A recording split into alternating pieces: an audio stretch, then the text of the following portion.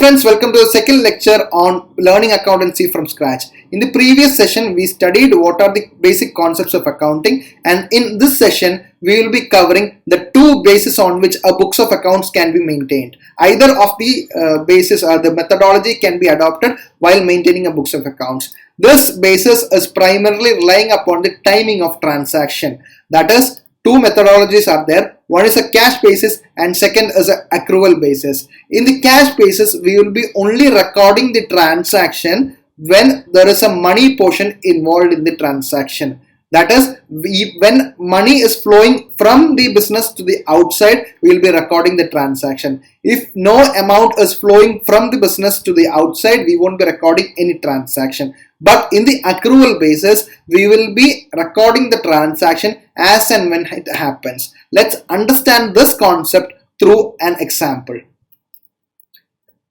If a truck is purchased by a business on a credit basis, that is, we will be paying the money after a certain time, then we won't be recording any transaction if the books of accounts are maintained on a cash basis, because there is no cash transaction in this whole transaction. That is, when we are buying the truck on a credit, there is no money involved. That is, physically there is no money going from the business to the outside, so we won't be recording any transaction in the cash basis. But in the accrual basis, we will be recording transaction, because accrual basis considers when a transaction is happening. So in the accrual basis, there will be a transaction being recorded. But let's understand this example in another way. If we are purchasing the truck by giving money or check from our bank, there is a money portion that is flowing from the business to the outside.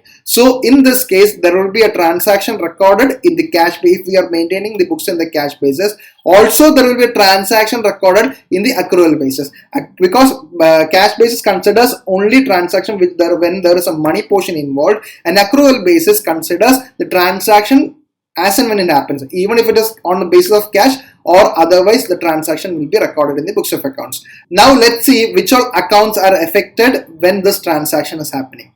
When a vehicle is purchased on credit, as we discussed in the previous slide, there won't be any entry in the cash basis if the books of accounts are maintained on the cash basis. But in the accrual basis, if the books of accounts are maintained in the accrual basis, we will be having an increase in the asset, that is, being a vehicle will increase the asset side, and there will be an increase in the liability side, because there is an increase in the payment to be made to a person outside the business. So an asset vehicle will be created, and that will be increased. Also a liability, a creditor will be created, that will also increase. Hence the dual concept that we studied in the previous lecture again is satisfied. Now when the money is paid to the creditor, there will be entry in the cash basis, because a transaction is happening where money is involved. So at the point of time when we are paying money, even though the vehicle was purchased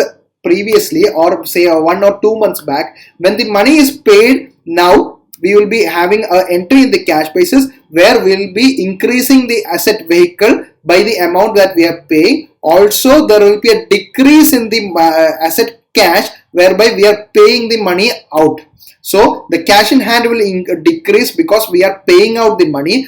Instead, there will be an increase in the asset vehicle, whereby again the dual concept is satisfied. Same way, in the accrual basis, we have already booked the vehicle. So what is happening, that when we are paying the amount, amount to be paid to the creditor, that already we have created a liability called creditor, the amount that is being paid to the creditor that is, the liability will decrease. Say if I have to pay 1 lakh and I am paying 1 lakh to a creditor, that means the liability, the payment, liability means the amount that is to be paid to an outsider, that is being reduced, because the creditor is being reduced. Now I don't have to pay that person 1 lakh. So the creditor will decrease in the accrual basis. And also so liability side is decreased. Now what is going to decrease is the asset cash. So whereby we have paid the cash that is in our hands. So cash will also decrease. Again, the dual concept is satisfied. So in short, cash basis will only consider the transactions